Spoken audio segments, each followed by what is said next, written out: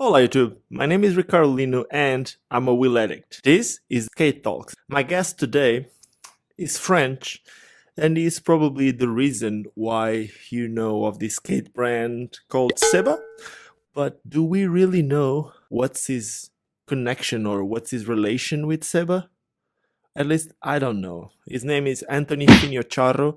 He is originally from Marseille, the south of France, and he was living in Paris for about 10 years.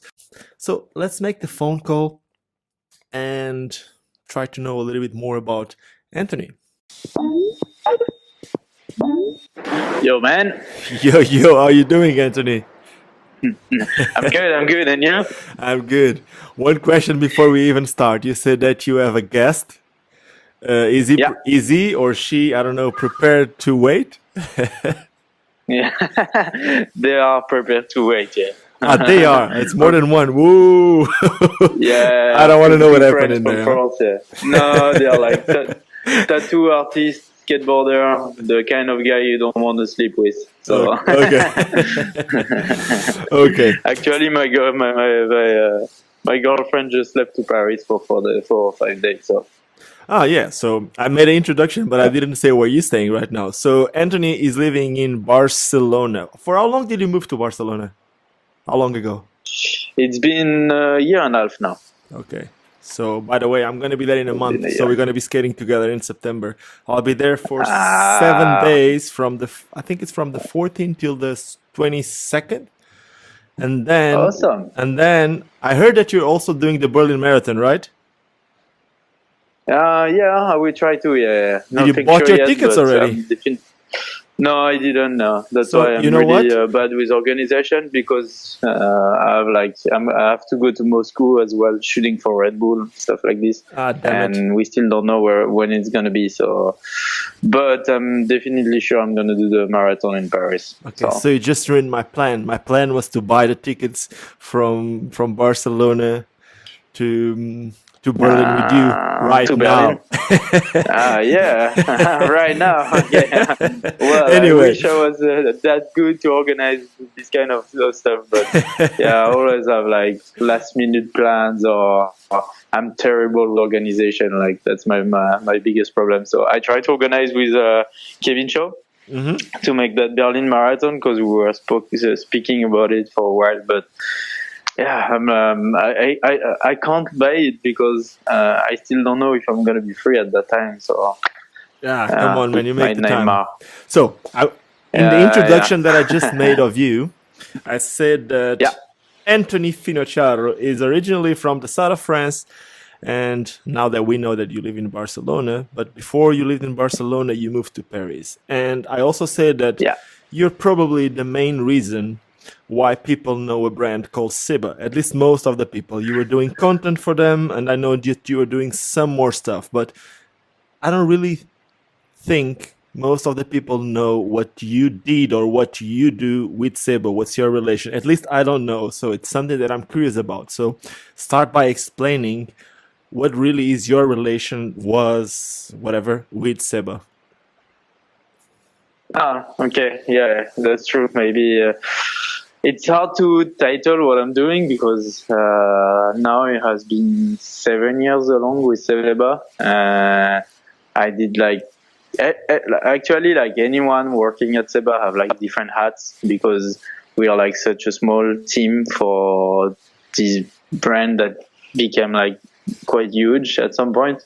So we pretty much like all running different thing, like, Bruno as well, that is from Portugal, and then I get him the jobs to him to work there, and then he have many hats as well. He's like working like as a I think it's the seller, as like same. I think it's the same with every coder, skate like brand, man. I think it's the same. yeah, I'm yeah, more into exactly, power yeah, slide. That's what I work with, and I know I yeah. see the same happening. And then after a while, Oh yeah, everyone. yeah, for sure. Because we skater, like first of all, we haven't been hired for our capacity to be like the proper like employee, at a certain jobs. We are like so much more. I mean, like we have so much richness to help to do more like with the brand because that's our sport.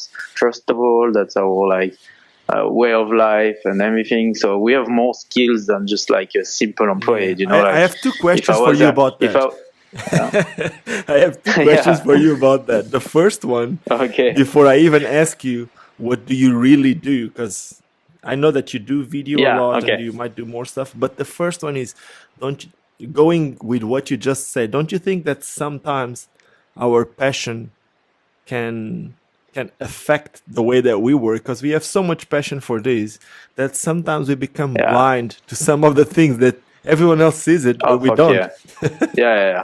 Oh yeah, definitely. Yeah, that's a good point actually. So to link pretty much everything. In my life, I started skating when I was like something like 10 years old, and I started video and photography when I was really, really young, like I think at 15 or something.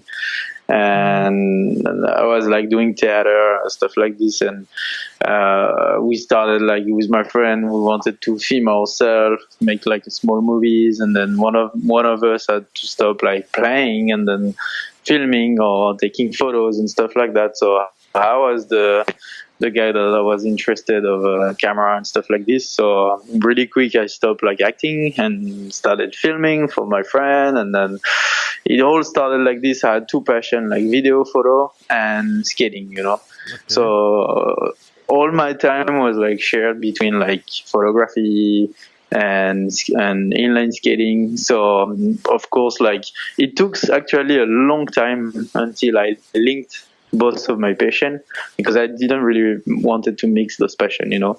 Yeah. But really quick for sure, like video and photo helped me to make money. You know, I started to have contract really, really young, And did and you study then for that? skating Did you was study just for video?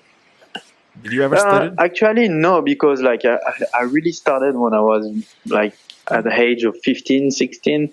So, and I was like so interested into it. I learned so fast and I learned so much things. When I grew up, after school, you know, I wanted to go to cinema school, but I really realized that it was very expensive in Paris, and everything I'm gonna learn, I already learned it. Yeah, it's So more I like you skipped have it the instead skills. You wouldn't because just go there for the yeah, diploma more than anything else, right? exactly. Yeah, I think when I was 17, I had my first paycheck for filming a choral, you know, in the church on the Sunday morning, and actually I make like pretty much good money for a non-talented like video maker or stuff like, or whatever you want to What I call it. always say is when it, So when you realize you make your first paycheck at 17, and then like when you grow up, there are like people asking you a CV with like where you've been to school, but in the same time they contact you because they saw your jobs and they are amazed about it and blah blah blah. But you have to tell them, well, I went to street school, man. no, but the thing is that that's what I was going to So say. Sometimes it's not sometimes when it comes to the type of things that you do, it's kind of like a heart. So I think it's more important to have a portfolio to back it up than really to go to school and having like a exactly, diploma. It's more yeah. important in when it comes to photography, images, or even like even like a skater. If there would be like a skater who would try to get like a, a sponsor, it doesn't happen that way. But back in the day, it would be important to have a sponsor me tape like as your portfolio. No Yeah, one nowadays no one uses yeah. it anymore because there's the internet. So my next Yeah. question is something like you basically started before the social media thing, right? There's like you started making videos Oh before you yeah, knew to yeah. make videos before that. Definitely. Yeah. I started actually before there were like fucking digital numeric cameras, you know. Yeah, it was So I like started DV with film cameras and camera. yeah. And Yeah, then yeah. Anthony, and then when But did you yeah, start? let me just answer the question about Sorry, SEBA. sorry. Like That's you what I was asking going to me ask what I you. was That's what I was doing going for to ask you them. now. Yeah. I'm sorry, because I think we're going too far until I replied to this. Yeah. So I started like helping for the skates because Sebastian, I've met Sebastian a few times in Paris, and he started to make these FR skates, those blue and orange skates that was really famous back at that time because it started to look like something like from SEBA, and then all the free skater from Paris and aggressive skater was like really interested too. So of course I was as well, and I had the chance that then Sebastian gave me a pair to try, and then I really fall in love with it. And then really quick, like we were talking about videos and stuff like that. And I never I never really did video for skating before SEBA, because I never really wanted to share like those two passion. But I don't know why with SEBA I really felt like I like the spirit and I like the people from the brand, and the product was amazing. So that gave me an extra motivation to start. So I started like this. We made like few videos, and I helped to take some photos and stuff just to build up the social media side of the SEBA, because there were nothing when I started, no Facebook, no website, no nothing. And then, yeah, really quick, I just created my job as like, I don't know how you can call that. I would say like it's close to be like artistic director or something for the brand, you know. Yeah. And then we started like this, like simply first like as freelance, and then really quick, like it was a huge success. The sales goes up like crazy, and then the brand was like displayed on Facebook, on blogs and stuff like that. And we started to make like videos and photos, started traveling a lot, and we had like a huge enthusiasm, and the sales were going crazy, of course. So that was how it started. Okay. And then when Simply did the whole thing change, or it's still the same? Do you like your first job? Like you said, you started by just getting product, and then like your excitement with the product led to you started making like one video, two videos, and then in the end you were just doing all the videos. But do you have any other type of connection, like product development, team management? Do you do some of that for SEBA? Yeah, or you exactly. Yeah, that's the thing. Yeah, basically, like after this, like of course, I started to collect ads, as I said, because there is so much more to do. And for sure, like when I started to skate with the skate, that's the thing with SEBA. We all give our feedbacks, because we all skater and we all different skater at SEBA. That's the richness of it. In the team, we were like speed skater, downhill skater, aggressive skater. So from my side, I was the only aggressive skater at SEBA. So that was a huge help, because Sebastian always had in mind, like back in his head, he always wanted to make aggressive skate, aggressive product, or having like aggressive guy that can help out to build up this section. But he did some aggressive skating back in the day, but he wasn't able to create this, because you really need someone that have a real aggressive background. Inside the market. Yeah, exactly. So this is where I was coming from. So that was a kind of a really good help as well, and really helps out also for the free skate, because working on the new boot FR was a good help. We developed the sole blade together and put it in the market and stuff like this. And then after the FR, we were like, okay, maybe we should make a aggressive skate. And then it all started from there, and we designed the CJ, all this kind of stuff. So yeah, I was also then when it started, I bring some guys that I really wanted to see at SEBA, that I was sure that they're gonna be a good skater for the team. So first with the free skate team, and then with aggressive. So actually all the guys from the aggressive team was like chosen and picked up by by myself. So I had the hat of a team manager as well at some point, designer, developer. So yeah, all the hats you could imagine for this kind of jobs, for sure. Okay, and then the thing is, I always somehow. But the thing is like at SEBA, you have to understand, like everyone have all those hats. You know, even Bruno that was helping with the team. You know, just like give me 1 second. Give me 1 second. I Paris, just need to. Someone knocking at my door. I need to tell them that I can't speak now. Just give me a second. Sure. Who's that guy? Boda or is us?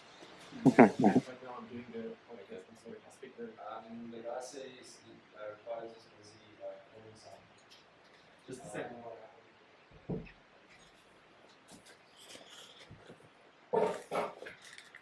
That's a new one for me. I'm sorry, man. Can you hear me? No, no problem. Oh god, I had someone Yeah, knock yeah, at I my can door. hear Sorry about that. So you were just saying then everyone at SEBA basically have kind of Yeah, like you, like they have like more than Bruno one that hat. you know, like yeah, we I mean like everyone was involved, and still involved at everything, you know, because we all have different backgrounds, so it helps for everything, for team management or development of skate design, like every single thing. Like we pretty much always talk all together, and everyone have something to bring to the table. So that's a huge help, you know. Like Sebastian behind is just a really really smart guy, like maybe the smartest guy I know, and he can pick up from people, and like he let us try like new product, new wheels to anybody, you know, like not just like one person which is dedicated to that. So that's the thing, you know, like I had many hats, but we actually all have these hats, you know. So Okay. So you're not like yeah. anything more. You're nothing above anyone else at SEBA. That's what you're trying to Well, say. the thing at SEBA is I was the only aggressive skater. So for the aggressive product, that was like clearly my main thing, and also like the video and photography. I was in charge of that. So I was pretty much the only one in charge of that. So Okay, that makes sense.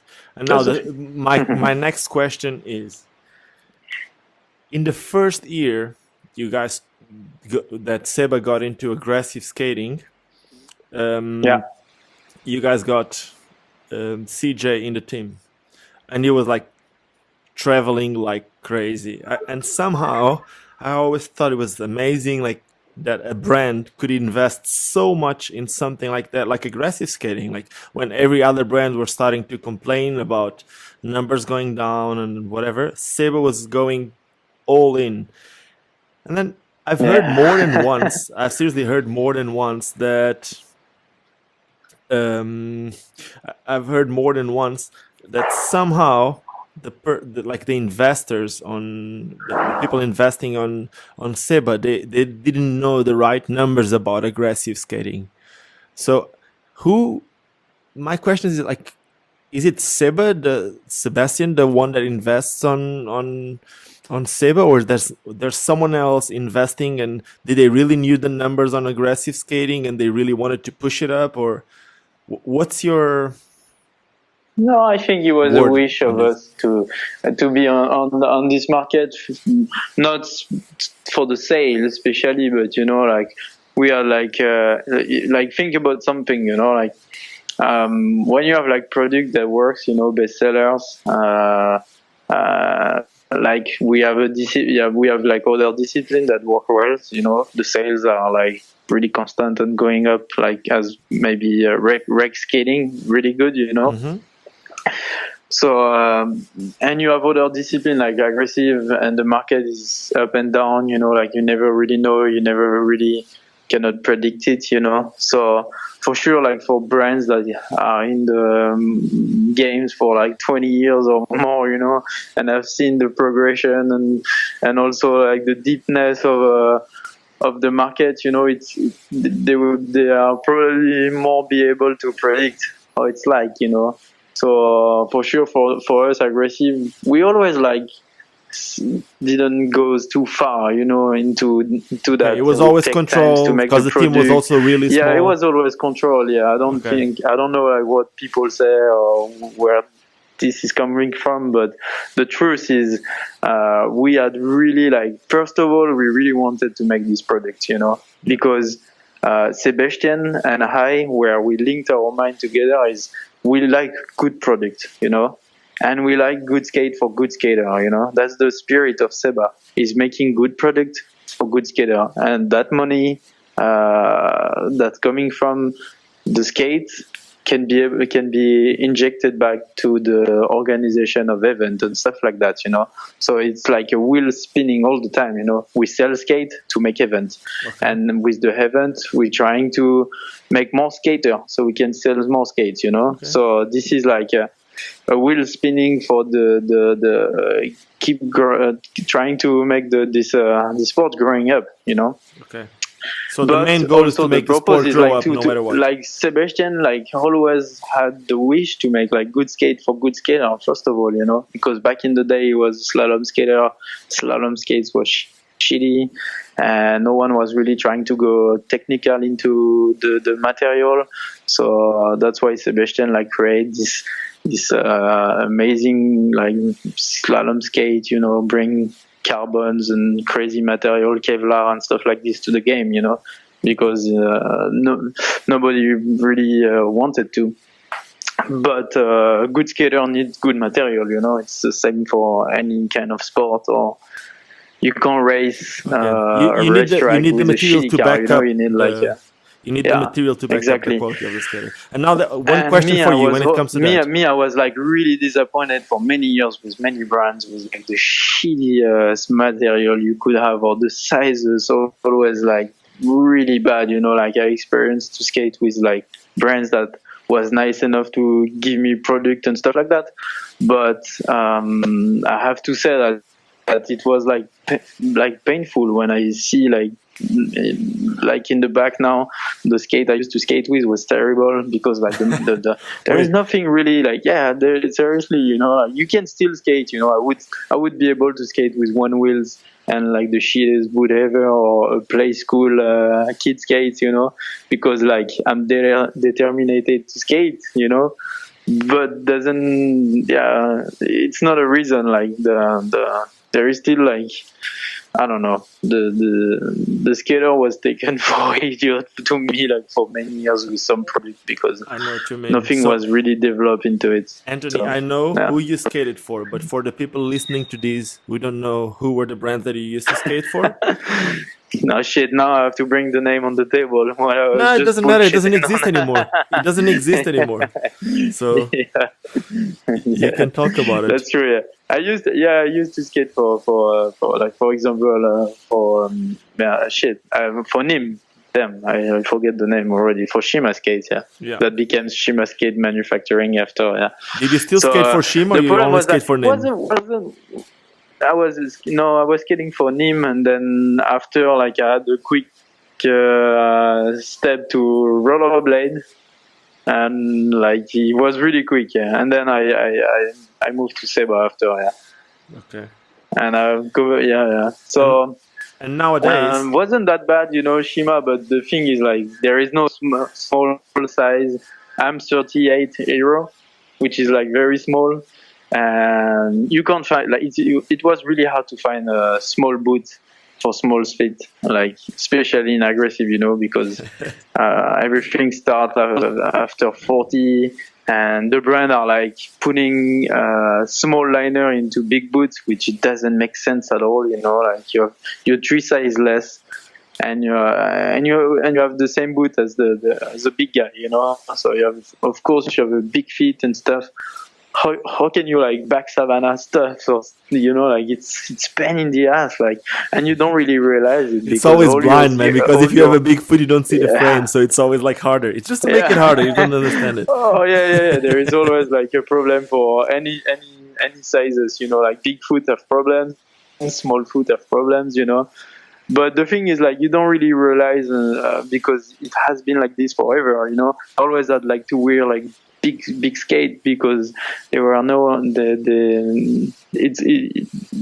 like make like a really small skate. But do you want me to explain why that happened? I can explain it right now, and I know that you know too. Of course, I know. The thing is, like, nowadays, for people listening to this who don't know, the thing is, when a brand like SEBA, or even like Rollerblade, K2, Powerslide, brands that have more than one segment of skating, get into aggressive skating, they somehow, I know that it's nothing new for you, but for someone listening to this, so these brands, they somehow have access to more molds and all that. They usually make more molds because they can somehow make money from free skating, or from speed skating, or from slalom, and then they can invest a little bit into aggressive. But then when there are brands like Nim or Shima, they try to make just aggressive. It's hard to have money just to invest like Valos or the other one, of course. That's the thing. Like, if like people listen to that, that's our problem, you know, to skating. Like, people are like really into learning tricks and stuff like that, but they forget to learn about the industry as well. and they're just repeating the same shit. When someone talks shit about something in skating, people are just like using the same bullshit arguments, but they're not trying to understand what's the background. Yeah, really, like when you start walking into it, you start like understanding like a lot of things, and you start realizing that you've been an idiot for many years, like using the same argument as the other people, because you don't really know the truth behind. Like, it's really expensive to make skate. It's a really big risk as well, because you have employed with family. But you can talk a little bit about it for people that don't know. You can explain them, like each usually why they don't make like each size mold. Because like that's good that you bring that on the table, because like people need to understand this kind of stuff. Like, it's really expensive to make mold, so that's why molds are usually really two sizes, right? It's really hard to have like one size each for each skate. It's impossible unless you're Solomon. Unless you're Solomon, but then they die. Even Solomon is not a good example. He ended up like that's why I said then they die.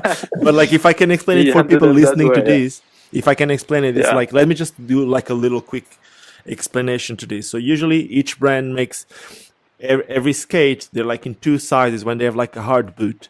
So imagine they have like a 38 39, a 40 41, a 42 43. It's not like these exactly, but the reason why they do it's a little bit to reduce costs. And yes, it's not fair for skaters, especially when you're like, for me, I'm a size 43, European 43, which is a US 10 or a UK 9. And then a few years ago, my skate would be the same as a 45, which is a US 12 or a UK UK 11. It's like, I used to skate with boats. That was it. I couldn't see my features, like you said, and I could never understand it. But now, the more I'm into the industry, the more I realize that for brands, it's the only way for them to make it happen. Like, they do it for us, basically. A lot of times they don't make money out of the skate. So the reason why the carbon skates was such a good thing when they came is like, somehow the carbon skates, they would be done. To talk about it. The carbon skates came for each foot size, so basically was like a huge revolution, because you'd feel your foot around your skate. So it was just like a little intro. Sorry, man. You can keep going. Sorry. No, for sure. It's good. Yeah, that's good. That's exactly the point. Like, now with carbon skate, we are the chance that the skate is handmade, and it's made on the shape of a foot. So we are able to make like each size, which is really good. So I was really happy when I knew about it. When we started to make the CJ, we picked up stuff from slalom skate. We already been used to make carbon skate with the slalom and other like disciplines. So I saw that we have like really small sizes. We even could be able to make like a really, really small things, like small skates, But we also need to be good with the market, like not making like, of course, really, really small size, because behind we also had to be good with like other product, because the CJ skate for example, is not only carbon skate, so we still have to produce plastic stuff around, which like the curve, the sole plate. So the sole plate, we were unable to make like 10 different sizes, of course. So impossible. We had to make 3 sizes. So but I was super happy. My concern was to make like a small skate, first of all, not just for me because I was small feet, but also because I had like, I was growing up as a skater with small feet. It becomes like something. It really like concerned me when I was younger, because when I grew up skating, because I wasn't the only one, When you have like a pathology, you realize that there is more people, like you.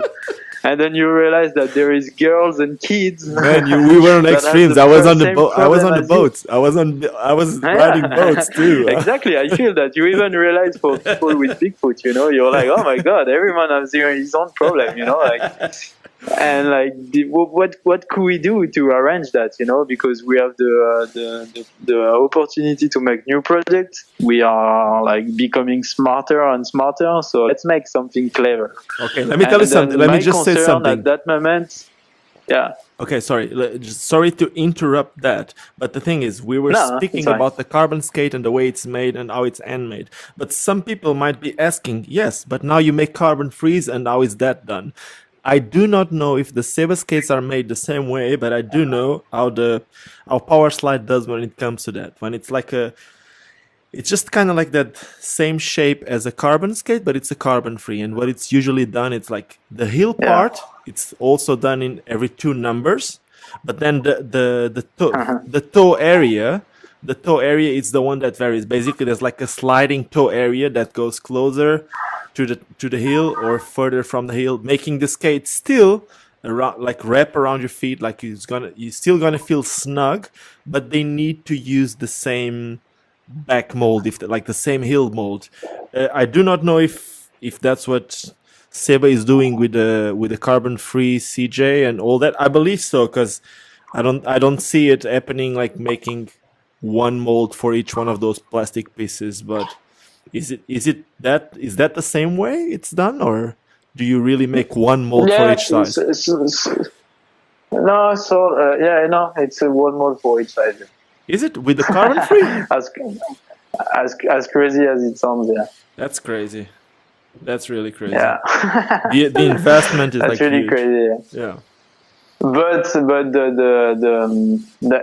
like, you know, the CJ was true size with the carbon, and that's something we wanted to keep. So that's why we don't have like the range size that we had with the CJ. Actually, we start from like 39 up to 45. You know. Okay, that's And why with there's the less. CJ, Okay, we that started makes from difference. 36 to 46, I think, if I'm not wrong. So the range is a little bit wider for sure. Okay. That's my concern I had with the CJ, you know, with the carbon skate. We were able to make a wild range of sizes. So my concern was to start from the smallest we can go.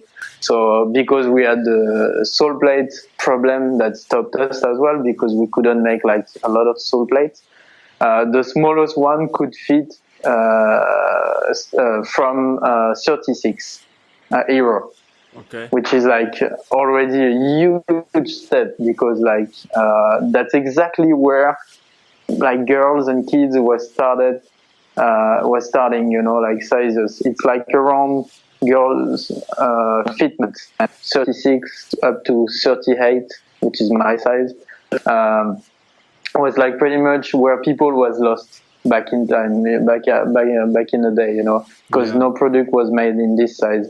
So my concern was to start it from 36. Okay, so And going with going the in carbon that part. skate that we still produce, you know, that's the thing we do. We keep the CJ carbon skate because we have this wild range, and the skate is amazing, you know. So why stopping something that is good? The only and thing it's already is paid, or it's already done. So the it's just carbon is really expensive. Kevlar is really expensive. The skate price for skater are like quite expensive. That's why we bring the plastic one to the game to make it a cheaper version of it. Okay. But of course, like we always have like problems. You know, problems comes everywhere. So we are not able to make that wild range of sizes as well. Maybe in the future. But we can. Maybe in the future, for sure. So the question is, you had someone, you know, that I made the post on Facebook, like I always do when I do one of these skate talks, and we had Kevin LeBron asking, is SEBA making any aggressive skates for kids? Yeah, that's a good question. But that's why we bring the CJ at that sizes, you know. After like we dropped the first skate, I think the first skater I ever saw on CJ when the CJ was released was like a really young kid in my hometown skate park, actually, which is crazy. Like that's so funny. I saw this kid. He was maybe, I don't know, like 12 years old or something, and he was wearing the 36 sizes boots. And the mother came to me because I talked to the kids, and then really quick he recognized me and stuff, and he was like, that's something. And then his mother came to me and be like, wow, that's amazing. We were looking for skates for my son for many many times this year, and we couldn't find anything that fits him. And finally, someone like did a skate for small size. That's amazing. So we don't make skate for really young people, you know, because also we have to be realistic. There is not so much market, you know, for really young kids. So we can make size 2, but would it be like a big market for that? I don't think so. That's the thing. So Maybe not yet. unfortunately, but like we have good example, you know, like there is this French little kid. I forget his full name, but he's like, I don't know, he's really young and he's really, really small. And his dad came to me like a few times asking me like, yeah, I really want my son to skate with SEBA. They are still too big for him, blah, blah, blah. So he was like really struggling. He had to make like the USD transformers like a little bit stronger because his son was already a skate destroyer, you know. But that was the like sort of the only boot he could ride because that was the smallest aggressive kind of skate for him. But he wanted something like, of course, stronger, you know. Yeah, more advanced. And if you can say. yeah. So for sure, like it would be really nice to have really good skate, but the amount of skaters are really not enough. Yeah, but it's up to us to try to change that. And that's one of the main reasons why I started this channel. My main goal with this channel is basically to instruct people, to teach people about skating and all that She stuff. always had... Sorry? I was just saying that's the main reason why I started this YouTube channel, is just to tell people about skating, just try to make content as often, sometimes not with the best quality. I'm aware of that, but the main, it is the truth, but oh, come on, it's good, man. I know, but sometimes it's not, I don't put as much time as I should, but I'm trying to bring content as often as possible. So imagine like, it's just like when you watch something on TV, some series. If there's one episode per day, you start getting that habit, you know. And that's what I'm trying to do with this, trying to get people to the habit of coming and checking the channel. Like and somehow they're starting to get more into skating. And like the amount of messages that you get from people saying, I used to skate and then I didn't skate for a while and then I found out your channel, and that's amazing. And that's why I keep trying to do it like as often as I can, even with all the time that this takes from my life. And I know that you know it because you make videos and you put a lot more effort than I do. It's like, it's a different type of videos. And that was my question. How did you get related to Red Bull? How do I what? Sorry? How did you got related to Red Bull? I saw that you did that video with Courage Adams, the guy from Spain. Yeah, exactly. Yeah. And how did that happen? Oh yeah, you're a biker as well. Like the first time I ever met you in person, I was in Paris riding my bike. Exactly. Actually, we met earlier, but I saw you back in that time, but maybe you didn't know me back in the time. I met you a few times before. Yeah. I'm just so bad, man. I'm so sorry.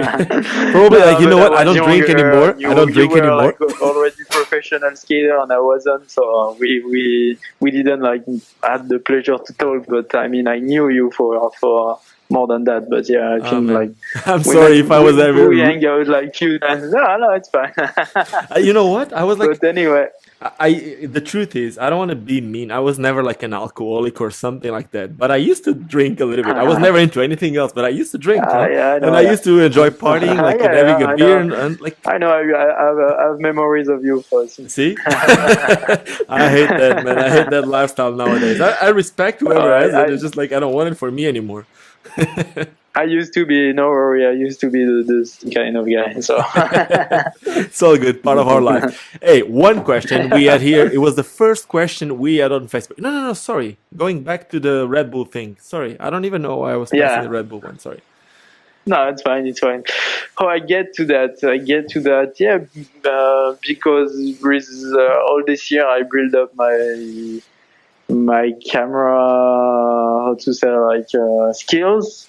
And I get known for my Steadicams, camera, inline skating skills as well. So I've been hired to do this kind of job for many years. I work like with big companies, big brands as Nike or in cinema, and then, so like we are not like a lot of people doing this kind of stuff, but it's a huge thing for cinema, for example, because you'll be able to get this incredible shot that will require like technician, crans, dollies, and really expensive stuff. And like when like the company, like production company, see this kind of stuff and the amount of money they can save over your face, you know. Yeah, no, man. For I have a sure, really like, good they friend of are- mine from Cape Town. His name is Maren Mans, and he travels the world Yeah. like basically all year, and he's been doing it for 5 years. And he used to be the kind Yeah. of guy that played with robots and smoked joints at home. That was it. When he was Oh, younger, yeah, yeah. it was the thing. Like just Yeah. do that type of stuff. And That's the thing awesome. is, when he first made Exactly. he made his first gimbal like before everyone else even know what a gimbal was. So like a few Yeah, years ago, awesome. and then when they first started using gimbals, he was already using like gimbals. He knew how to make them, and he knew how to Yeah, skate. So that's basically, amazing. he travels the world for that. Why? Because Yeah. he knew how to build a gimbal. If there's any problem that happens on set, he can fix it right there. So he's not just a gimbal operator that skates. He's also someone that knows how to fix it, and that's why like he's just Yeah.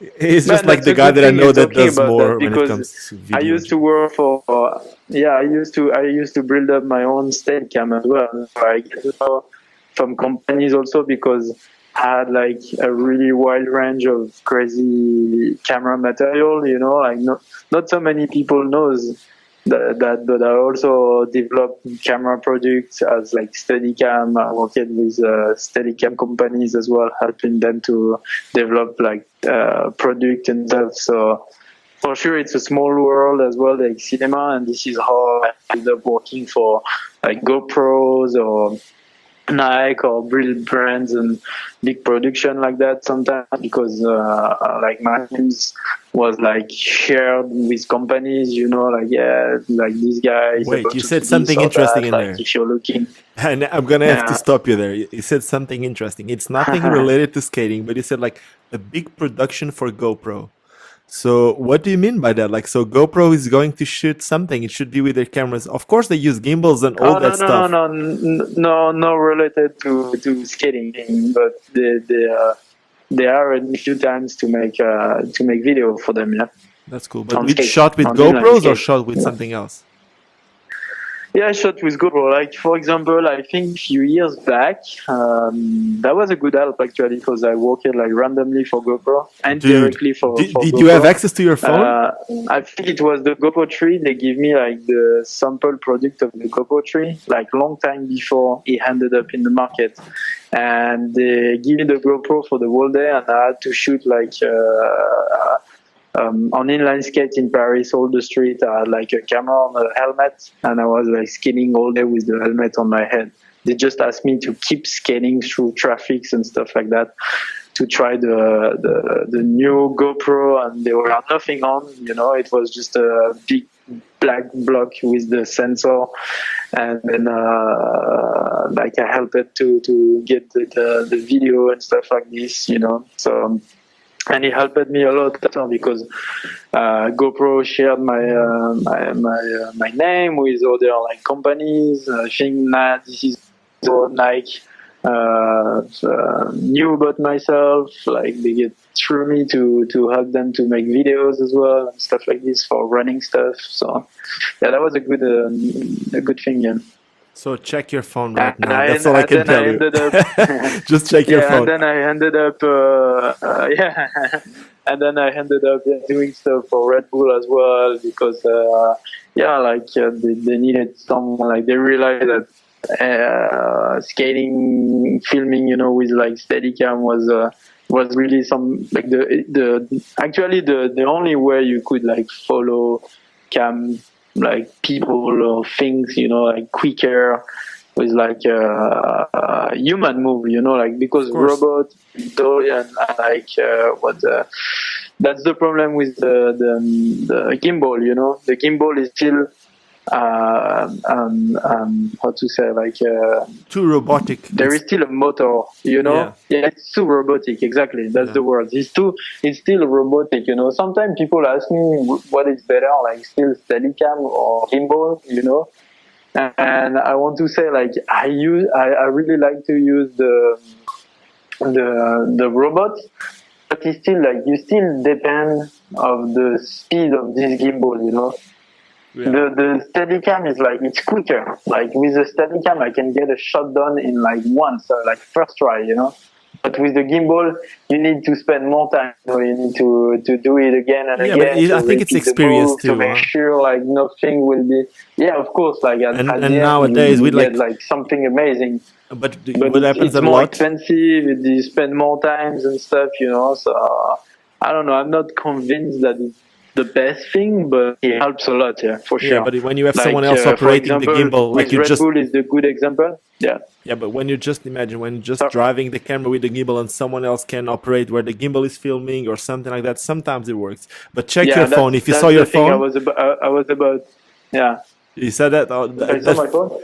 Check your phone. Check. I sent you a message, and we were talking about like iProduction GoPros. That's not mine. That's from my friend Greg. So basically, he films with this stuff a lot. Basically, it's a GoPro connected. I'll put the picture somewhere on the internet. So if they want to see it, they go to my Instagram or to your Instagram, and they can see it on the Instagram story, something like that. Whatever. It's like a way to connect our Instagrams to this thing. So it's like a GoPro with an anamorphic adapter, with light, with microphone, and then it still have that. I don't even know. It's in a gimbal, but then there's like that everything underneath, which is basically powering the GoPro and the light while it's filming. It's just a weird thing. It's it's just a GoPro, but that's a good thing. Yeah. Oh yeah, but you can do so much after. That's the magic of the new product, you know. Like it's so tiny and there's so much thing to do, and has everything else in life, you know. You can build up over or something already done, you know. You can add the light you need to, you can add the sounds you need to, you can turn it into I don't know, you put it in the small car to, I don't know, to okay, wait, let's go back to skating, or people will stop watching this. I think people are watching it for the skating. Exactly. So what's your favorite skate setup at the moment? My favorite skate setup at the moment. If you could, like, imagine if you make a big travel, you can only take one pair of skates. That's a tough thing, you know. Like that's it's the same with me. I can't reply to that. I was talking about that yesterday. I really like I really can do tricks with whatever. I'm like you know. I watch your video and I'm like, man, like I love it because you're like doing backslide with like 3 wheels on, like you're going crazy with wheels, you know. And I'm exactly the same guys like you. I know. I enjoy skating, and whatever the skate I have, I will always try to do tricks, you know. So sometimes I go to the skate park with like 325. Which is like huge for me because I'm 38. I know. I can imagine. It's like me on 200. And then I saw my friends, they're doing like a skate games or something, you know, and I want to skate as well. So I'm like, whatever, I'm trying. And then come on, Anthony. Do you want me to send you? Do you want me to send you? Do you want me to send you a pair of Trimax frames? I can send you some Trimax frame, and then you can skate everything if you want. No, I'm just actually kidding. Like I'm always interested to try. Like, okay, I'll bring them. I'll bring them to you when I go to Barcelona. I promise you. When I go to Barcelona, I'll bring you. I wouldn't lie. I would try fit on and try for sure. Yeah, like, of course, man. Definitely not kind of people that is shy to try. Yeah, even at SEBA, we are like we try other products. You know, that's the way to go. You cannot develop products and being blind, you know, by like, oh no, I'm not touching it because it's other companies' product. No, that's bullshit. It's part of it. That's what developing is. I'm curious. Yeah. Why would you spend Why would you spend the time on?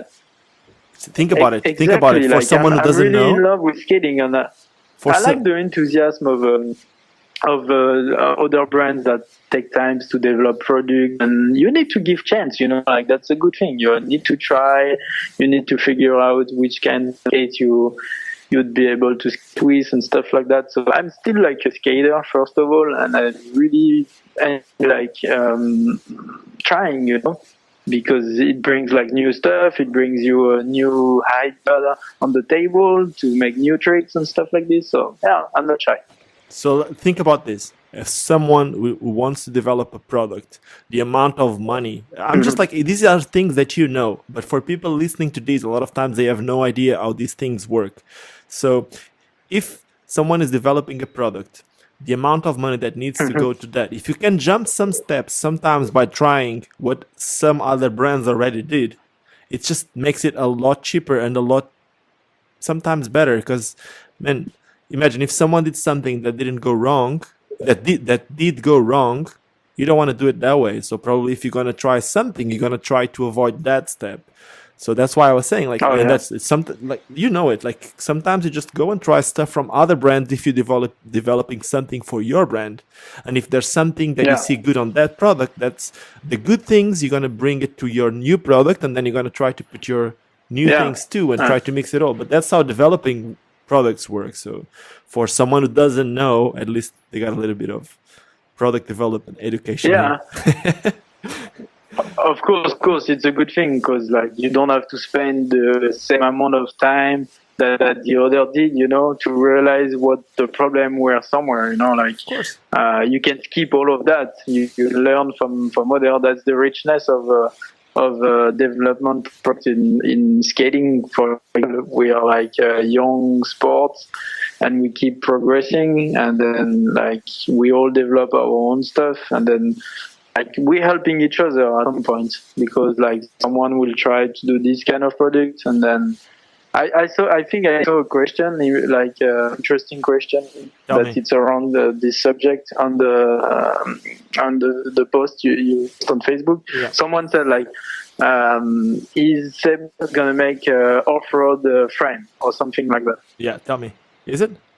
And that's a good thing. For example, like we saw other brands like making off-road skate for a while already, and we saw like we can see like what's good on that and what's not, and like that's not something we're really interested into it because for this kind of reason, for example, we saw like how it's going, and Maybe if it ever picks up, then there will be an interest on starting something. Yeah. They are like I think like the other brands arrive to a point that the product is really well made, and we don't see the necessity of making this kind of product with someone else doing it well, and also because the market is not that big, so we don't see the reason to be in that same market, Maybe if the interest would be like bigger, for sure, that could help us to work on that. But actually, it's matter of like also the product is nice and well made from the other factories, so we don't see the necessity of making that kind of stuff. So this is something we learn on the way as well. It's like other people are making good products, and we don't need to run into concurrence for the same thing, Yeah, you don't need to fight about something which someone else, and at least until Exactly, the market needs it. I know what you mean. Like until the market needs it. In the end, all these brands, like it doesn't matter if it's Power Slide, if it's Rollerblade, K2, all these brands, people need to understand that they are businesses. Yes, people have a lot of passion, and it's good that some people are run by people that really love what we do. Let's add something to that, like it's more than just being business, and like you at some point when you start a brand, like you were talking about people that make new companies and stuff like that, you can tell like now we have the facilities of keeping companies and create our own product. Look at Loco SketchUp, for example, is making his own wheels now, which they are great. People seems to really like them. I haven't tried them yet, but I wish I could. I think I will anyway. And you can see like skate shops are making their own product and stuff like that, because individuals have like direct link to factories now, and like things are easier with like internet, stuff like this, and so everyone is able to bring their idea and the development they want to, which is amazing. But I think like everyone have his own ideas to bring it as well, so it helps a lot. Okay, that makes total sense to me. Now, I'm going to tell you something that I don't know if you have an idea, which is when I did that African inline experience thing, you sent some skates. You were working at the SEBA warehouse in Paris back then, and you sent some skates and some stuff like that. And the Yeah. original plan for the little video that we were about to do was to call it African Blading Experience, but it ended up being called African Inline Experience, which I have to say thank you, because the truth is, you were the first person that ever stopped me from doing something and told me, no, you shouldn't be called this blading, because what we do is Oh, inline really? skating. This might seem stupid, because since Yes. then somehow it catch my attention, and then last year I had some problems also with Oh not with man, the of brand course. Rollerblade, but This with is something else, you know. Actually, yeah, this is something else to bring on the table right now. You know, like to me, it's a small thing, but actually, I know the origin of that. Like Sebastian opened my mind on this, you know, because we are all like growing up into skating, and I think we maybe sometime ended up skating too much and not being enough interested in industry and background and like getting just how to say, sitting down like in school and learning. You know, we want to skate, so we do action, and we skip that part of learning what skating is all about. And it's also like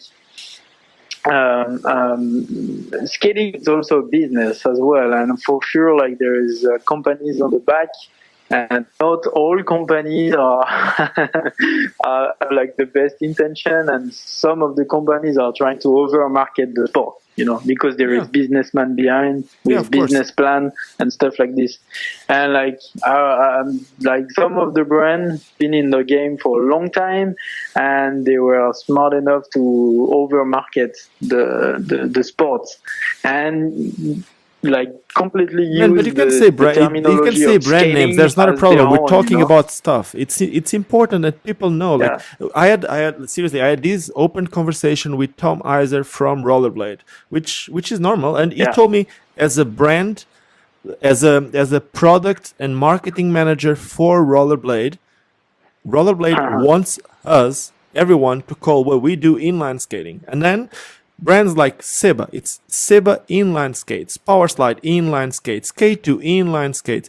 We go back in the 90s, it was the X Games aggressive inline skating. So, man, I don't know where. I know that there was some people that used to call it rollerblading, but man, there's a lot of names that we can call to a lot of things. But people need to understand something, and people might hate me for this and for bringing this into the table so many times. But the truth is, while we keep calling all these different names to the same thing, because it's the same, it doesn't matter if you're on spandex or if you're in lycra, if you're using a unicorn thing, it doesn't matter. It's all skating. It's all skating. And if we call different names, it's all skating. If we call different names, Anthony, if we call different names, we're taking the power out of this. Yes, everyone says, yeah, it doesn't matter. I just want to skate. You just want to skate. But if you want to keep skating, and if you want to be able to buy skates, you need to make these things survive, and the only way to make these things survive is by having an identity, and that's where skateboarding is so strong. They get together for something,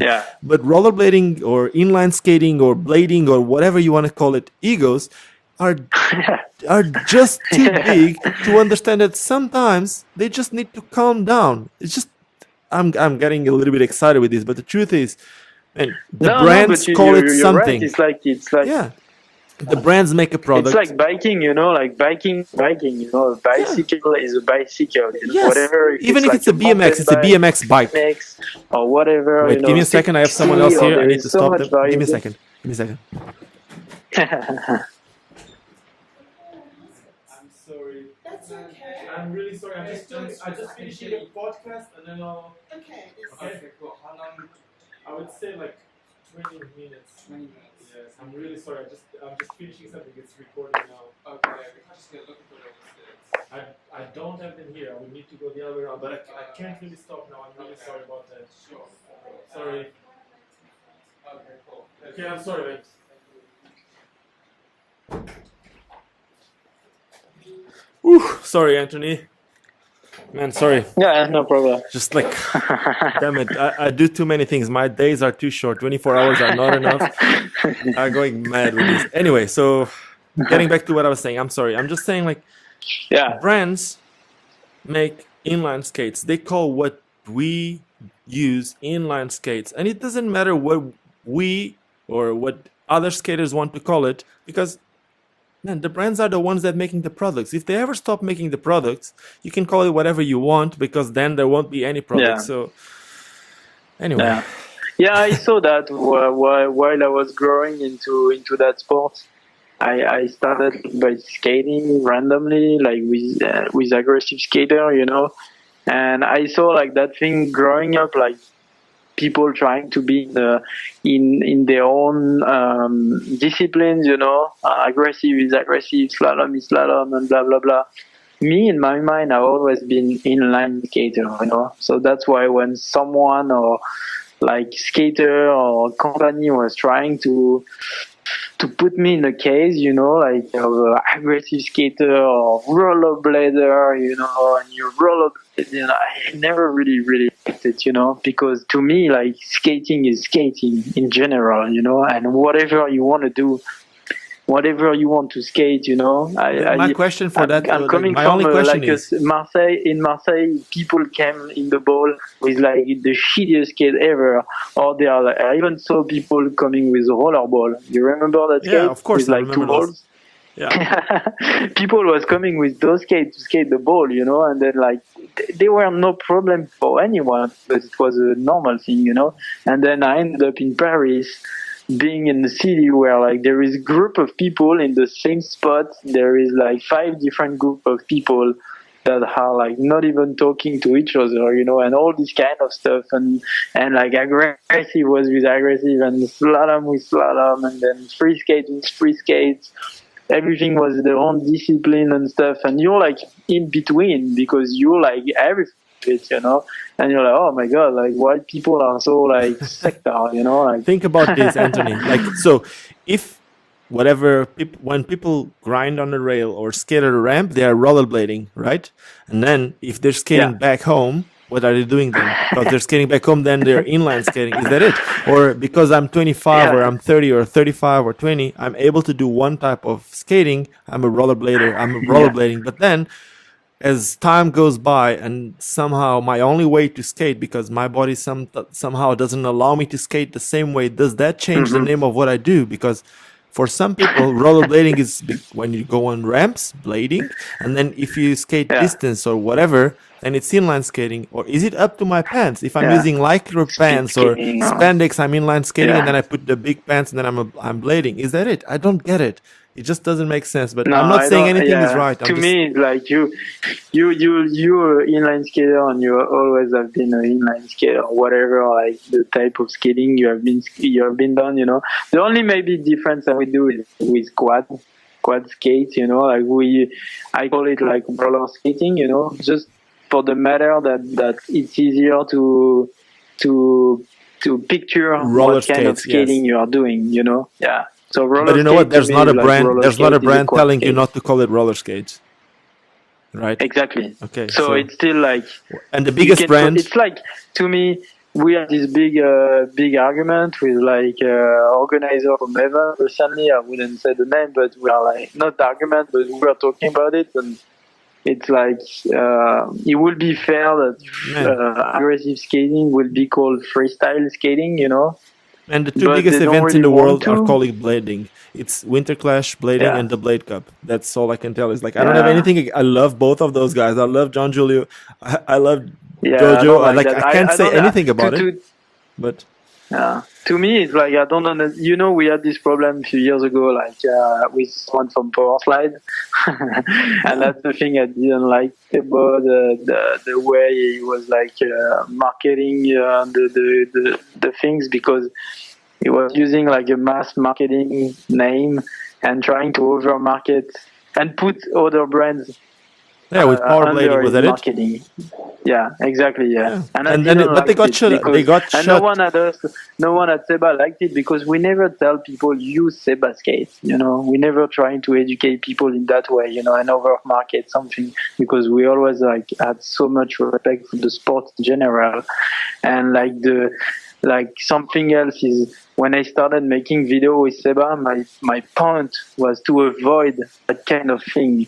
to put like section name into disciplines. And I see in the question of people, is there like aggressive blah blah blah? Is there aggressive video plan or stuff like this? No, it's not, because at SEBA we are like doing product for, of course, for discipline, because we need like aggressive skate at some point, but we have the keys to trying to mix disciplines as well as making video. For example, you know that tools, you have it. You're the great example as well. You're making aggressive tricks with like rec skate, 3 wheels or whatever, you know, like you take whatever skate and you do whatever disciplines, which is like the amazing part of it, is like being able to bring everyone into the same fucking thing. That's what I'm trying. I just want people to enjoy this. It's just like... Yeah, exactly. And it was my point as well. When I started video with SEBA, I was like, wow, SEBA is so wild. We are like so open mind on the subject that's why I get along with these people.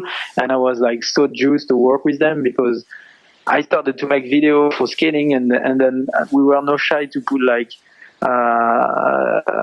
aggressive skating with like free skater and blah blah blah, you know, like doing all this kind of thing.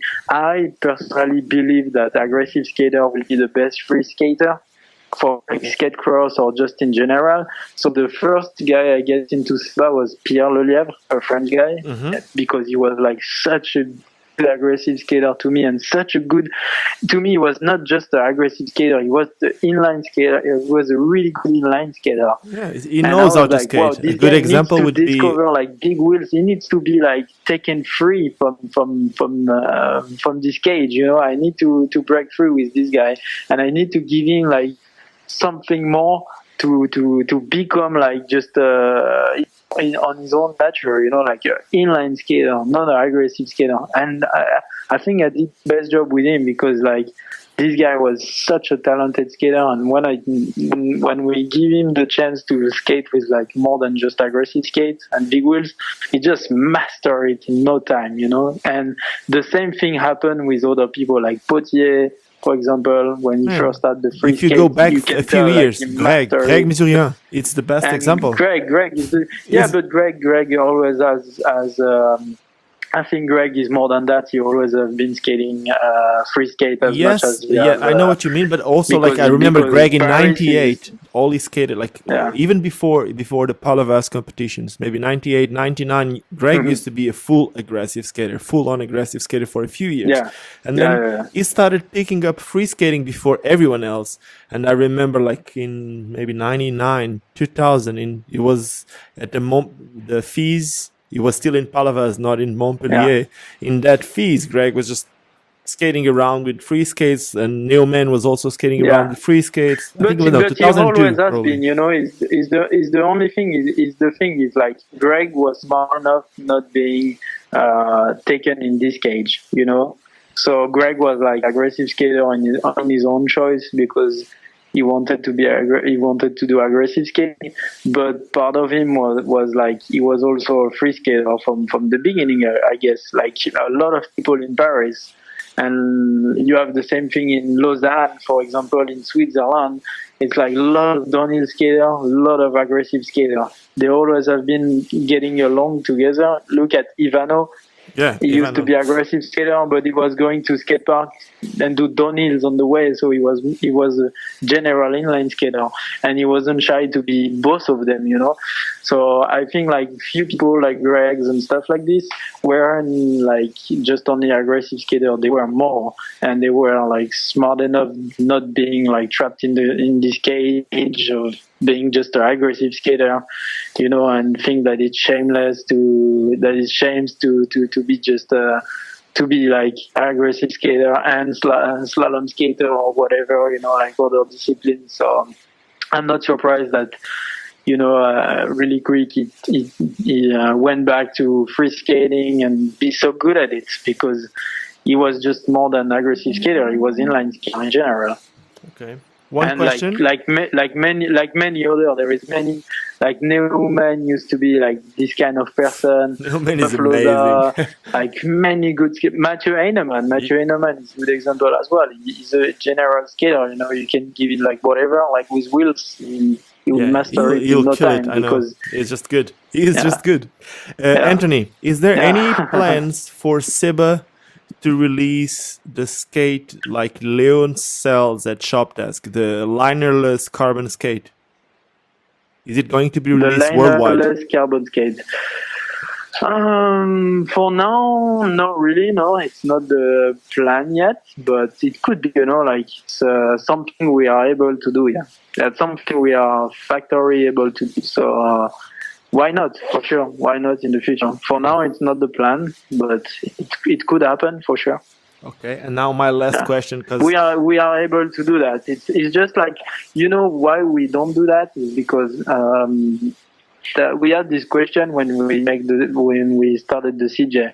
Should we make removable liner or should we not? You know, and why we did that is because Sebastian is really smart. He's a really good skater. He's been skating for more than us, and he knows about product more than every one of us.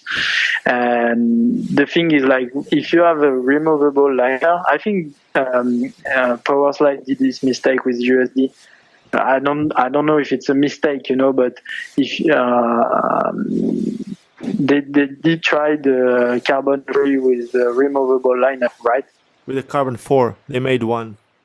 And the Yeah. carbon free, there And was also one model. Was it on, I a think. success or not? What is a success or not? No, not really. I think people didn't like it because you lose contact with friends, you know, and like you have like less, you have more friction, and you have like you lose less, you feel less the contact with the skate, you know, because you're not as close as you could be with like a integrated liner, you know. I don't So know. I made a video about it yesterday. Make huh? like a lot of points. I made a video yesterday about it, as I would like to try maybe to try the carbon force because of that liner, removable liner thing. But the truth is, I have never tried, so I don't really have an opinion about it, at least yet.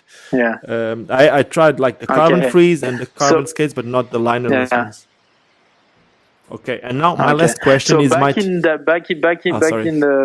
that, it was like the real problem was like sizes as well. It will make the skates bigger and stuff. So of course it's like a plus because if you fuck the liner, you can change it. You know, you can swap it.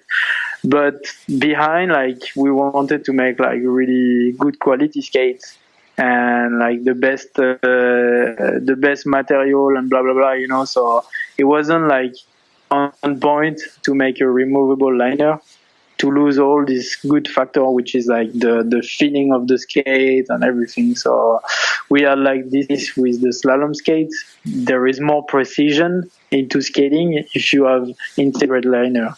Okay. Now, the good part of the new liner is they are really thin, which you can downsize. You are actually like really close to the skate as well, like with the Intuition liner into the CJ. I actually skate one myself and I really enjoy it. You know, it's a different skating for both of them. Of course, it's not as stiff as it is with the CJ. It's a different feeling. I like both of them, but to be honest, I really still think that The stock skate. it's much better to have an integrated liner, yeah, Okay. because you have no movement, no friction, no nothing, and it's for technicity of the skate, it's really important to be in that way. Yeah. So we could do it. We have the keys. We have we know how to do it, but I don't think like that's the point we want to reach. You know, like we still want to make the progression in that side. You know, going to better product for better skater. So you want it people to wouldn't get a make good sense skate out of the if we- box. Is that it? Yeah, exactly. Okay. Yeah, because we want precision. You know. And like for slalom, for example, we are going further precision and not the opposite. So it wouldn't make sense to downgrade to something less good, you know. Okay. Now, one It's a last long question that long might answer, be a little sorry. bit problematic, if you want to call it. Okay, so before I Okay. even make the last question, I'm going to say that I don't have anything against anyone. So if I said hello, is it hello the world? This is Alfonso. What happened there? What happened with Stefan Alfano at the Barcelona thing? Oh my god! I'm sorry, man. I'm like, I don't have anything I against wasn't Stefan ready for Alfano. I that. know that some Oh, people yeah, do. yeah. We Alfano can was always talk cool with about it, me, like, so no problem. Yeah. Oh well. What's the question? the question is, what happened? Like, what was like Alfano made like let me look. Sorry. Let me just stop you and let You me know, just do the introduction, please. Sorry.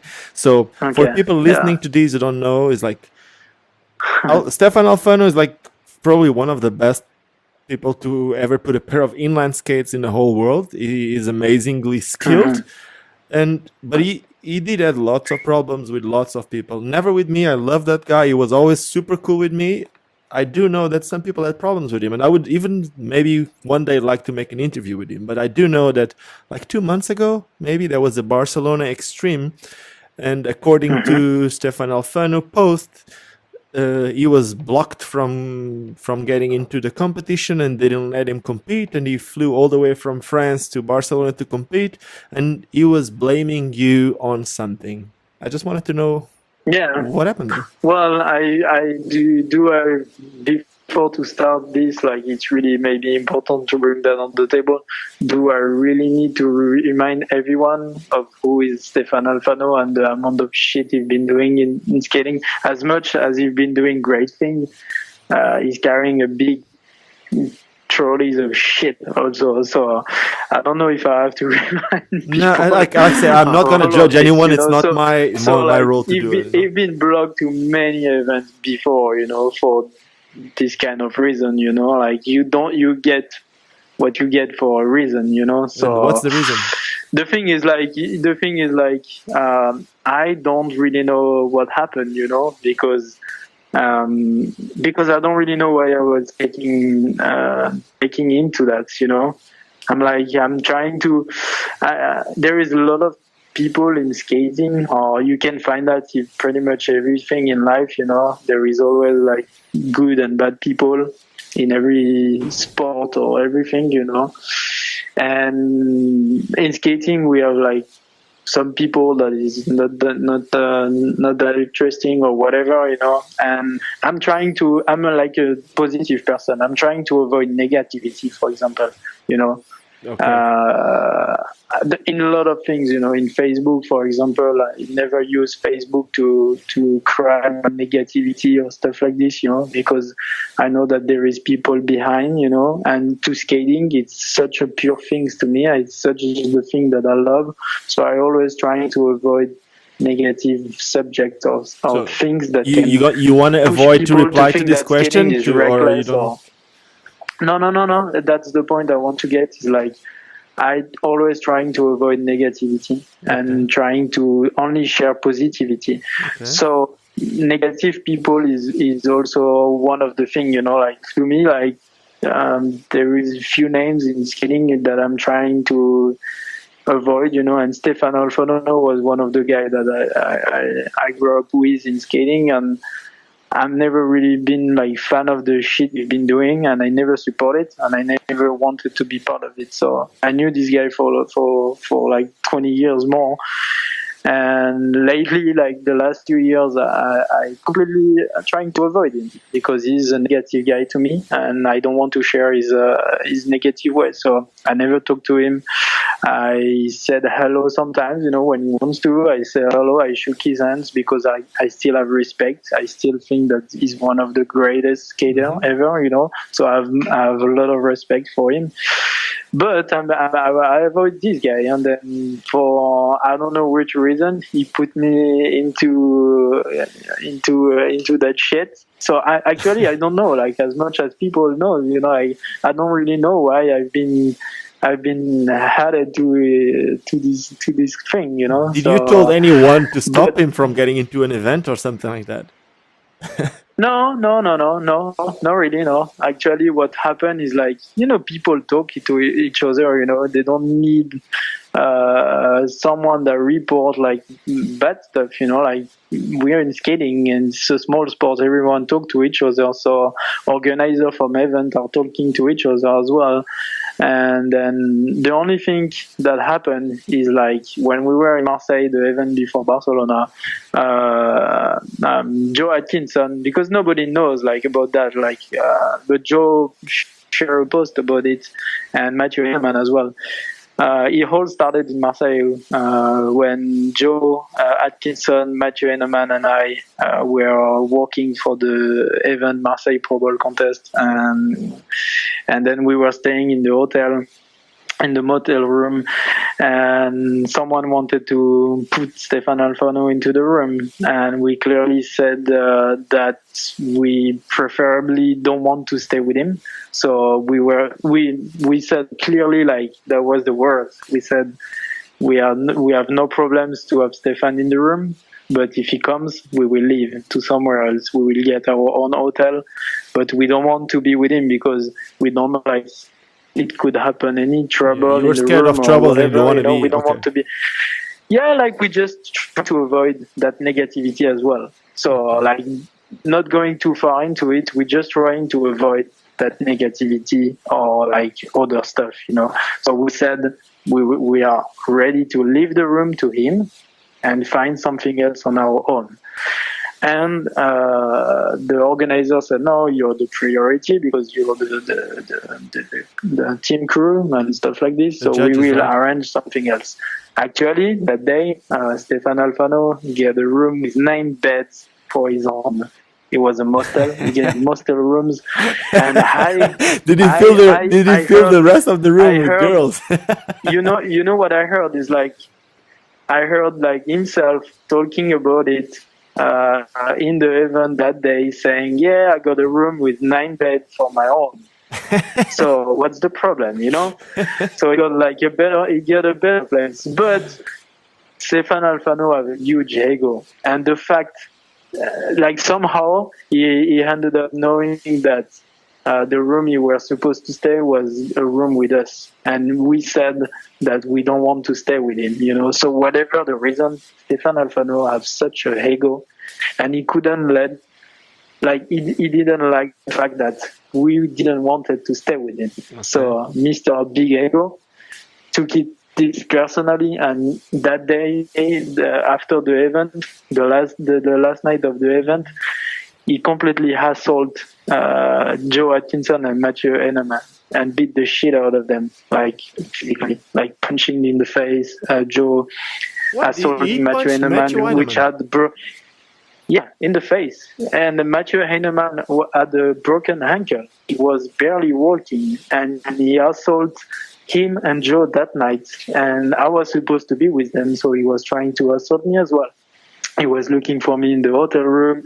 He destroyed the mostel where like the people let him stay for free and giving a room with 9 beds for his own, when apparently his camera guy that was filming with him was sleeping outside.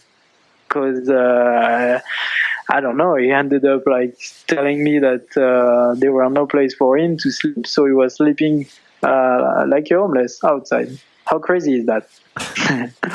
So anyway, for sure, like I didn't like that. I couldn't let things happening like this, because to me it was too much, you know. Assaulting Joe Atkinson and Matthew Heinemann, they are like the two sweetest guy involved in inline skating, sorry, and I couldn't let that happen, you know. And also because in internet after that, Stefan was starting saying that you want to I have to pay attention or blah blah blah, you know, whatever. So when we were in Barcelona, the only thing I did is I make sure with the organizer that there will be security in the event. Yeah, because if something would happen with those two.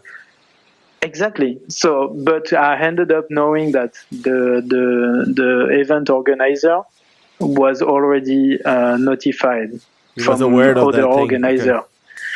Exactly, like organizer talked to each other, and he was already knew that Stefan Alfano would be like how to say, like checked by security. So I just make sure that for my own security and the security of other, there will be like security at the event, because I don't want to be assaulted while I'm skating or Of course, anything. man, you You know, gotta for skate. sure. I get that. It's like, yeah, because this guy is just crazy to me, and he's doing crazy thing. You know, I don't need that craziness in my life. You know, it's just skating. We are just skater.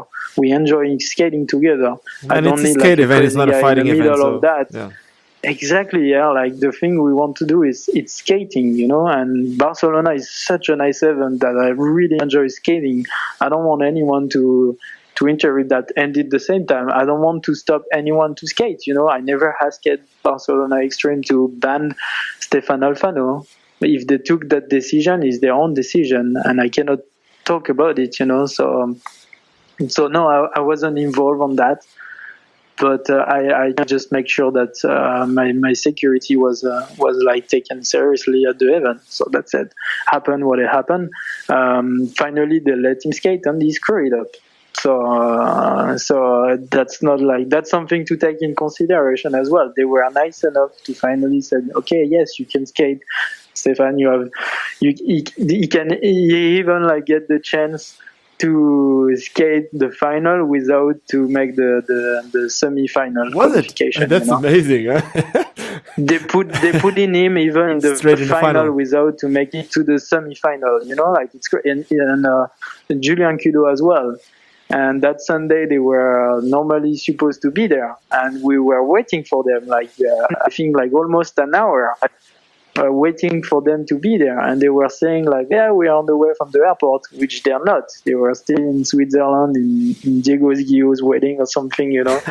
That's what I heard. I'm not sure about the truth, but they were saying like, we are on the way from the airport, but it wasn't. So they were like just fooling people, you know, which is not nice to me when an organizer is letting you all this privilege.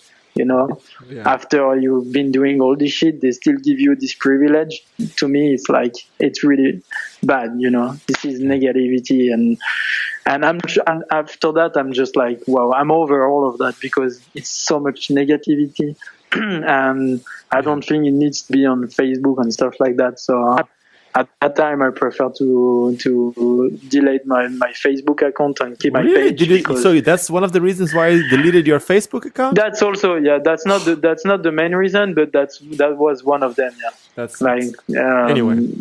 Yeah, that's bad. But let's just stop with the negativity. I see the positive. No. I still think about the positive way of that. It's like with the private account, it was too much thing going on, and too much things of my life was like into one places. And the good thing with like having your Facebook pages instead is like, the only thing you share is like positive thing that happened to your life, you know. I don't need people to see my negativity or what happened bad in my life, you know. Like I'm really happy when I see people. You don't want to expose that part of your life. The good. Yeah.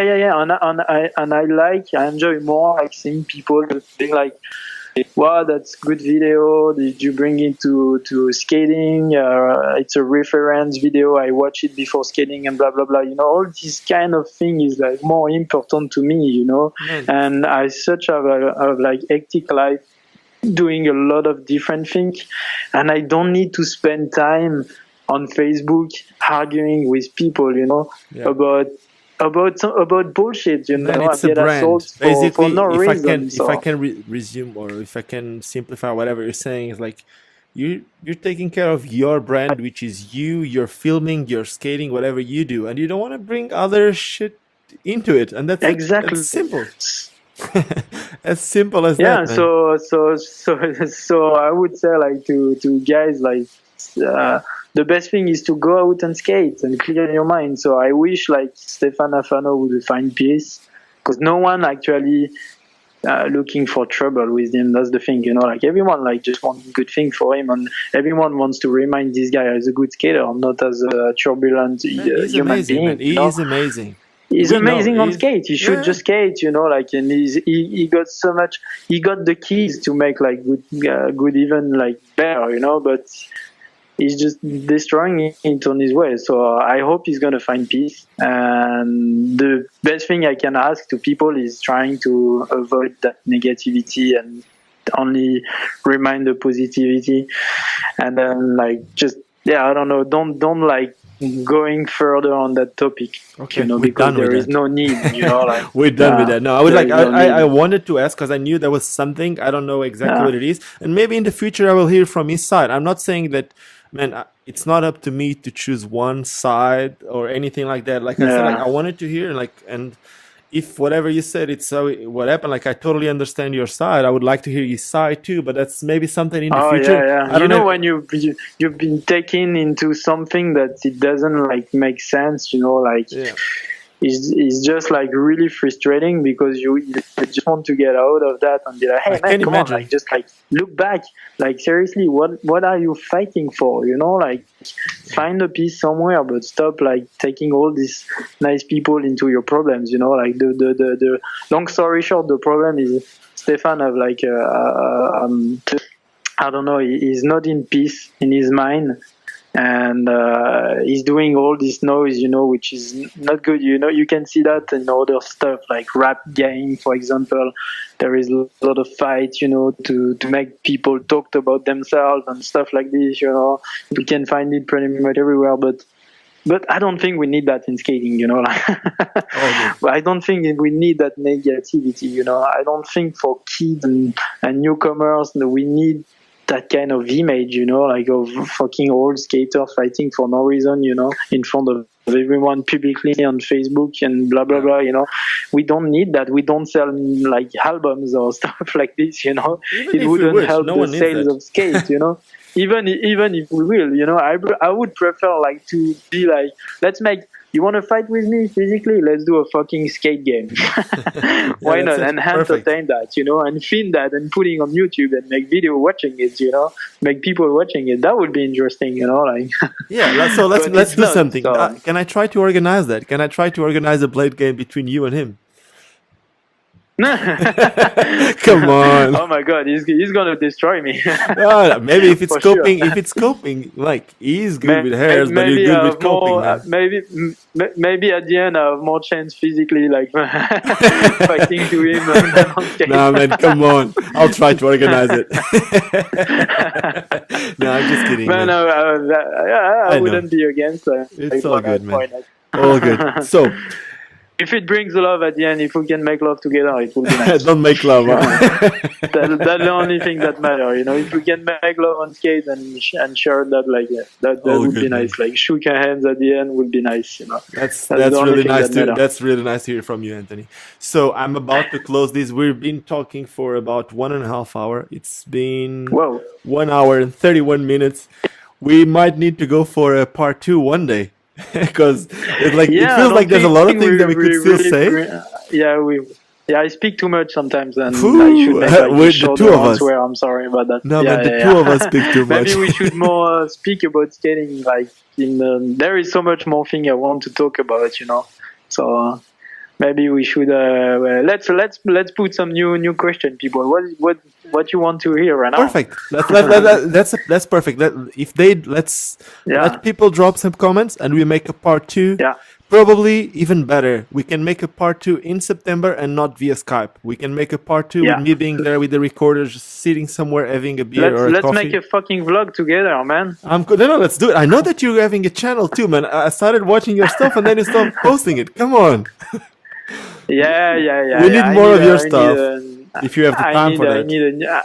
Actually, I'm still planning to keep working on that. So that's something I still have in mind. Do you have just a matter of time, but do you have a link for it? What is the YouTube thing for that? Do you have it's the my YouTube channel is like The Finch. Okay. Yeah. Okay. Is it youtube.com/The Finch or they need to go to? Yeah. Okay. No. That's exactly that. Yeah. Like my Instagram, and everything is linked together anyway.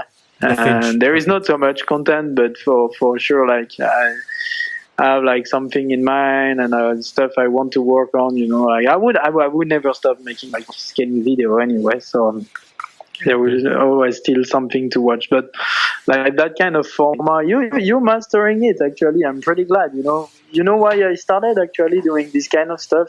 What? Is because I am like the kind of guy that doesn't watch TV anymore. Exactly, I don't that's what own I'm trying to TV, I do. don't watch TV program because I'm not a sheep. You know, don't want to watch something that I'm not Yeah. really originally interested to. So I would like to. I was always dreaming about like watching a skating program TV show. Like a you know, skate series. and then YouTube bring that with the vlogs. You know, and the only thing happen is like there is no blader doing vlogs, but a lot of bikers, skateboarders, pro skiers and stuff. So I have a long list of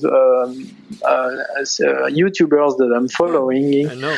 and watching vlogs every day and still today. And most of them are like bikers and skiers or stuff like this. And Can I give you some numbers? I'll give you some numbers that you'll be surprised. Yeah. Maybe not. Maybe Tell you me. know it. But for people that don't know, an average American watches 4 hours of YouTube per day. Like they used to be Yeah. addicted to TV, that's and probably- TV nowadays doesn't work Yeah. because most of the people, they don't want Yeah. to watch what the government want you to. Most of the people, they want Yeah. to choose what they want. That's why Netflix is big. That's why all these other Yeah. you choose Exactly. whatever you want to see are big. That's why actually TV puts And the that's why video right after on YouTube. Hey, Anthony, and that's why I started this YouTube channel, because the amount of potential that we have with YouTube to make skating grow, Yeah. it's huge. The amount of kids that watch YouTube, it's huge. Like, yes, it's 4 hours in America. It's not 4 hours in Africa, that's for sure. From what I know, it's about 1 hour average in every other country, or like in I think most of the I countries. spend like I spend 2 hours a day. Yeah, but watching what I'm YouTube. trying to say with this Yeah. is like, with this amount of time, if you can grow a channel that people that Yeah. YouTube will suggest your videos, and that's what I've been working a lot. I'm learning about the algorithm and all these little things that will make my videos be suggested to new people, to whatever. Like when people go on YouTube, somehow they will find a skating video, and that's how you get people into skating, and that's how you get kids into skating. And now we need more people doing it. I keep saying the same, like, man, I just want more people skating. I'm really glad when I saw you starting it, because you're exactly the kind of guy that I really respect for that. I know you're like me, you love skating, and what makes you like your heart beating in skating is also like growing it, teaching man, the I'm kids, not doing this like in the end, of educating course. people and stuff. And you're super good with that, and YouTube is a really good like tools to use those days to make like more people watching it, learning it, like whatever you want to call it, you know. Man. And I'm not surprised you actually ended up doing your YouTube channels, because you're like exactly the kind of guy that are good Thank to, you, know. man. So Well, let's do And something also, together like, then in Barcelona. That's the yeah. thing. We're doing something. I'm going to be there. So I think it's from the that's my 15th, problem, I think. actually, and why I stopped, because I don't think my life is that interesting to make like. But vlogs that's the all thing. It's not about time. having an interesting life. It's about, like, I was watching Yeah. something about it the other day. It's more than having an interesting life. It's having an interesting personality. Because, man, I'm not saying Yeah. that I'm that interesting. I'm Of not course. saying that. But most of the people, like, sometimes they just do things that would be boring, but then it's the way that you Oh, yeah. present, the way that you go Yeah. around your creativity, the way you bring things into the table. I think that's the most important. Yeah, you look at Casey Neistat, he's the biggest, we all know, but a lot of times he's in New York sitting behind his table talking about bullshit, and we still watch it. Yeah, but Casey is the master. He can make like a boring Yes, but what day I'm trying to a say is, like, crazy sometimes he's talking about bullshit. storytelling, you know. He's Look at Lance Stewart. He's like one of the 10 most views watched. YouTubers, and his content is like half an hour long vlogs every single day. His daily vlogs, half an hour videos. Yeah, but It's you have people boring editing as for you a lot fuck. of times too, huh?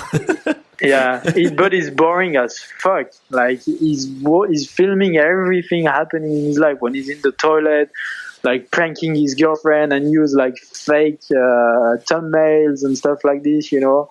But it works. He's like one of the 10 views YouTuber, but his content is shit. You know, like it's really like garbage. But it works because like there is people behind. When you read the comments, you understand there is a huge amount of people that is into it for a while, and they are like growing with this guy. It's like your son. He becomes like your part of your family, and you're watching it because you're like, oh, what my son did play, you know. So Man, for me, that's the also the richness of YouTube. let It's me tell like you, you Anthony, could be anyone, and you can create your own TV shows with your own entertained life, you know, which is like the good thing about it. And some human beings are like good enough to use it as their own and Anthony, make that interesting. I started this thing as something that I told you, something that I just want to do because I want to make skating as popular as I can. But the truth is, I started getting more and more people following these, and nowadays a lot of people know about what I do, about the skates that I have, about my family. Of course, there's some things that I try to filter, but in the end, it ends up being something. It makes you also feel like, yeah, I'm doing something cool. It feels good to me to do it, and that's it. It feels weird for me if there's like 2 days that I don't make a video. I start feeling there's something missing. I don't know if that makes sense to you, but I feel like something is missing if I'm not doing it, even if a lot of times I don't have the time to do it because I have a lot of work to do and I have a lot of things that I need to do, and I think my days are too short. Like I think I said before, like 24 hours is not enough, but at the same time, it's not complaining. It's like I'm happy. Yeah, I'm happy. Yeah. So I think we're gonna. You know, I sleep 4 hours a night every night. I haven't been sleeping 4 hours. I wish I could, because now, like, we you had a baby. You knew that. Yeah, we had a baby, and like, congratulations. By thank the you way. so much, man. Thank you so much. But I'm trying to let my wife sleep a little bit, so I try to edit my stuff late. So I edit my stuff late, and then I need to feed the baby, and then I go to bed, and then when she wakes up, I end up waking up. So 4 hours would be good for me. But in a few weeks, I'll be able. All good, man. In Barcelona, I'll sleep more than 4 hours. Yes. Yeah, man.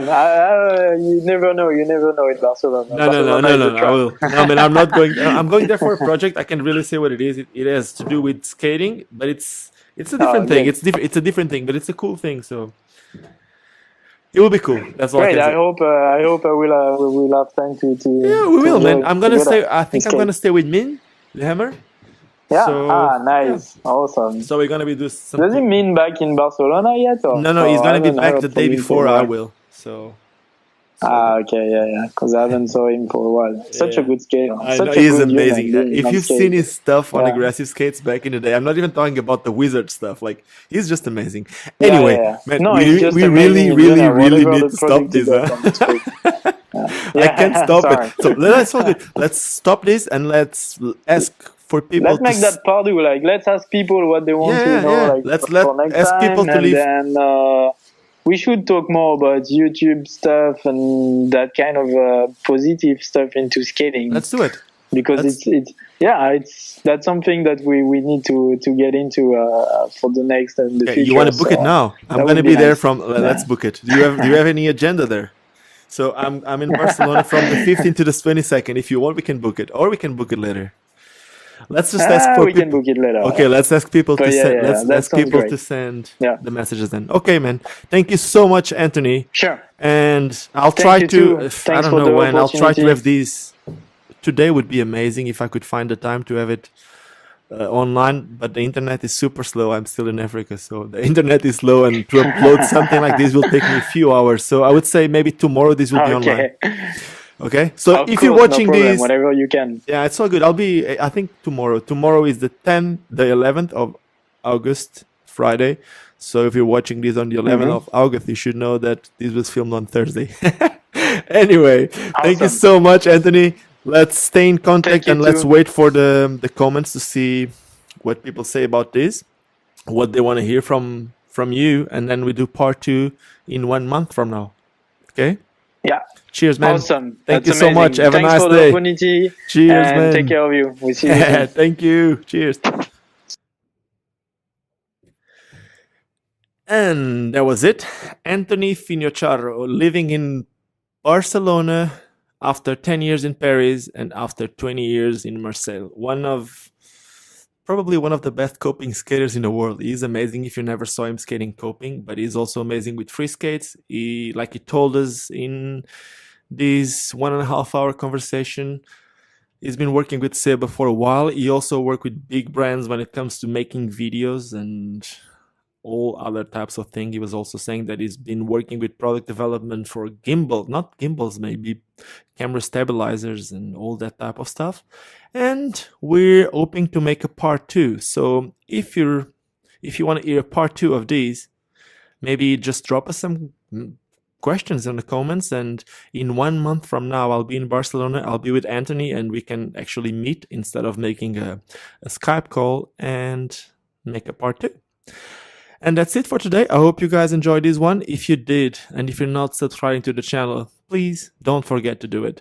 There's like a little button underneath saying subscribe. If it's white, don't click it. You're already subscribing. If it's red, once you click it, it's going to become white. And on the side of that white button saying subscribe, there's a little bell. When you click on that bell, you'll get notifications every time I upload a video or one of these skate talks. So for today, we're done. There will be more videos soon, and there will be also more podcasts or more skate talks soon. So I hope you enjoyed this one. Hope to see you soon. Cheers! Vou viver até quando